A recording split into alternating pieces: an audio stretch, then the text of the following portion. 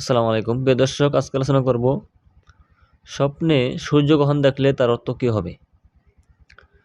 পৃথিবীর বিখ্যাত স্বপ্নবিদ আল্লামা মোহাম্মদ ইবনে শিরিন রহমাতুল্লাহ আলাইহির কিতাব থেকে। এর আগে একটা জিনিস মনে রাখবেন, স্বপ্নে সূর্য দেখলে তার অর্থ হবে পিতামাতা অথবা দেশ বা অঞ্চল। এখন কেউ যদি স্বপ্নে দেখে যে সূর্যগ্রহণ হয়েছে বা কোনো পরিবর্তন হয়েছে সূর্যের মধ্যে, অথবা তার মধ্যে কোনো ত্রুটি দেখতে পেল, তাহলে অর্থ হবে তার প্রভাব হয় দেশে কিংবা অঞ্চলে অথবা পিতামাতার কোনো একজনের উপর প্রতিফলিত হবে।